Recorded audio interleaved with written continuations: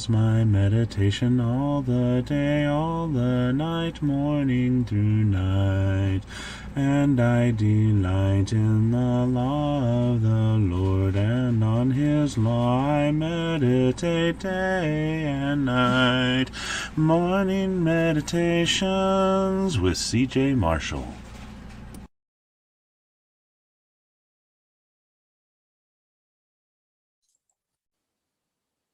Good morning. We have a saying that goes something like, he goes against all odds. They went against all odds.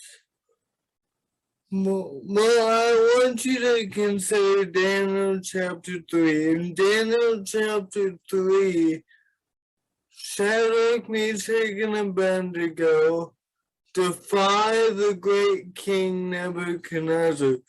Keep in mind that they were exiles from Babylon, so they're already in a foreign land, and probably they didn't understand the language well, and so amidst all those challenges already from being exiles and not understanding the language well and being distraught over the captivity, they end up defying the king. In Daniel chapter 3, the king Nebuchadnezzar set up an image of himself 9 foot tall, and he asked everyone in the province to worship that image at the sound of the harp and at the sound of the lyre and every type of music. They were supposed to bow down and worship. Well, there were 3 there that did not bow down. And if you pick up with me in Daniel chapter 3 and verse 13, it says, Then Nebuchadnezzar in furious rage commanded Shadrach, Meshach, and Abednego be brought, so they brought these men before the king. Nebuchadnezzar answered and said to them, Is it true, O Shadrach, Meshach, and Abednego, that you do not serve my gods or worship the golden image that I have set up? Now if you are ready, when you hear the sound of the horn, pipe, trigon, harp, bagpipe, and every kind of music, to fall down and worship the image that I have made, well and good. But if you do not worship, you shall be immediately cast into a burning furnace. And who is the God who will deliver you out of my hand? So Nebuchadnezzar finds out 3 of these men, Shadrach, Meshach, and Abednego, did not bow down. Everybody was commanded to bow down, but they stood out, and he gives them a chance before throwing them into the furnace, as was the punishment. But notice what they say.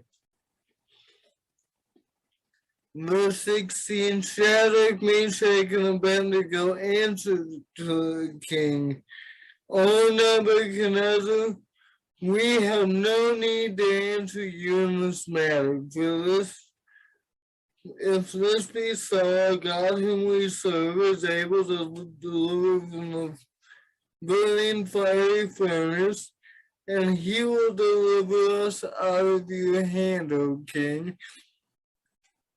But if not, be it known to you, O king, that we will not serve your gods or worship the golden image that you have set up. Now think about the response in light of all the excuses they could have made. Well, I know God doesn't want us to worship foreign gods, but we're in a place that we don't know very well. We thought it would be just easier to fall down and worship and not get ourselves in trouble in a foreign land. Well, I know God said this, but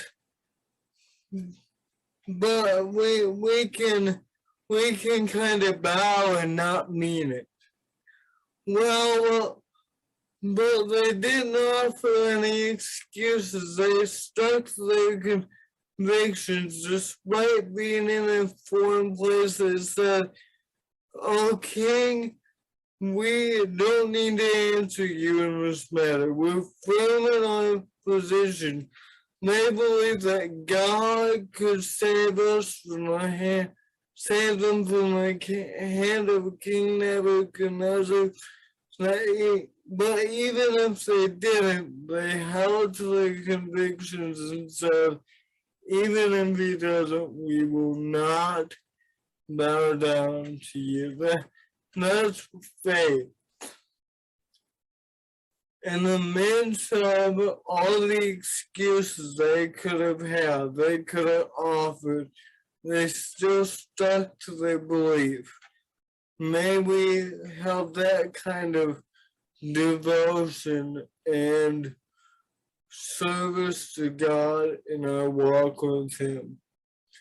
Thank you for joining me for another episode of Morning Meditations. May we always be like the psalmist that says, "Oh, how I love you, Lord." It is my meditation all the day. Morning meditations, oh how I love thy law. It is my meditation all the day, all the night, morning through night.